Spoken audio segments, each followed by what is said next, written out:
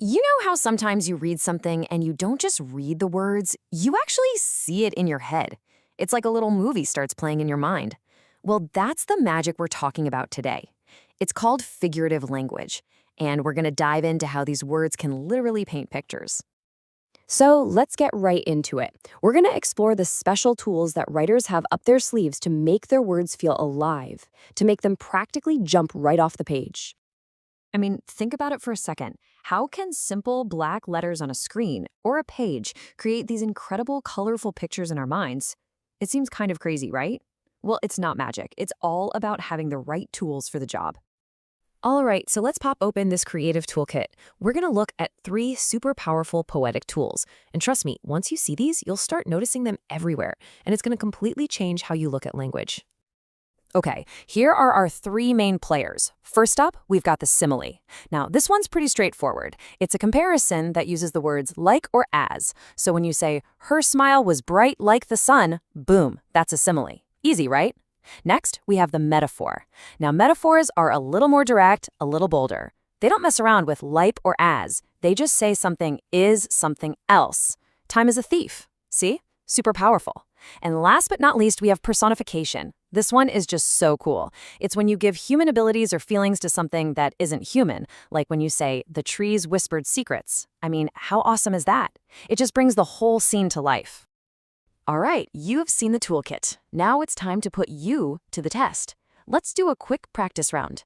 I'm going to throw a few sentences your way, and you try to name the tool being used. You ready? Let's do this. Okay, here's the first one. The wind howled through the cracks. What do you think that is? Is it a simile, a metaphor, or personification? I'll give you a second.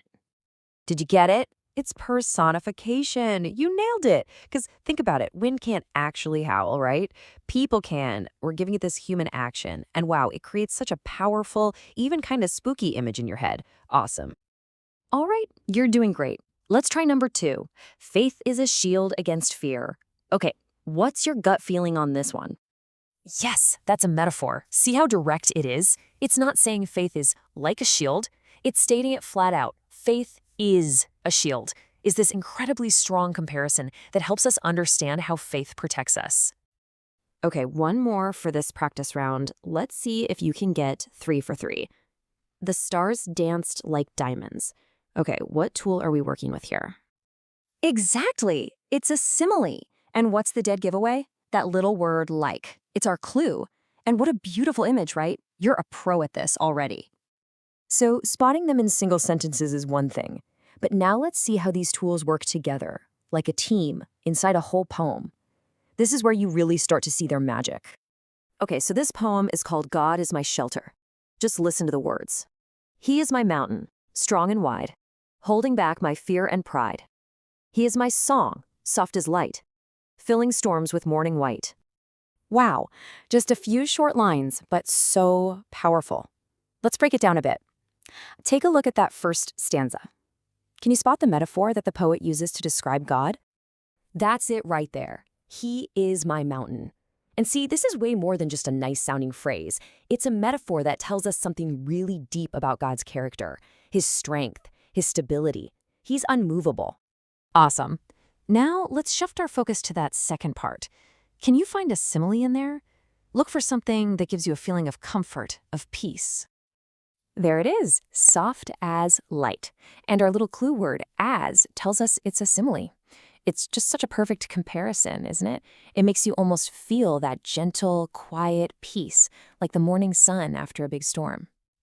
Okay, so we've seen these tools in action in a poem, but this goes so much deeper than just English class. There's actually an amazing connection between this creative kind of language and our faith. And get this is the really cool part.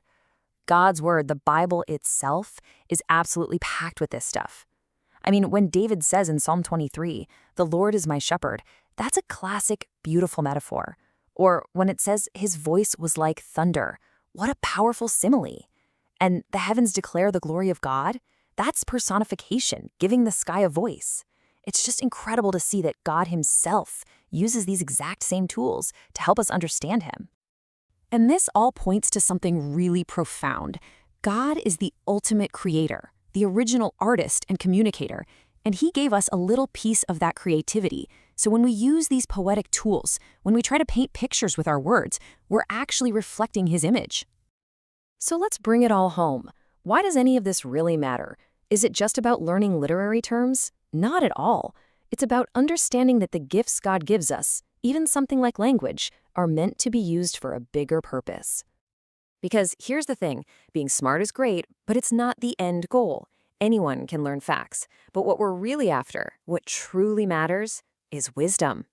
And why is wisdom so important? Well, because education without morality, without a heart that's in the right place, can actually be a really dangerous thing, right? Think about it. It can end up hurting us and the people around us. So what's the real goal here? What's the point of all this learning, all this creativity? It's to have a mind that's focused on God. Romans 8:6 puts it perfectly. A mind that's governed by the Spirit is life and peace. And really, that's the greatest knowledge, the deepest wisdom we could ever hope to find.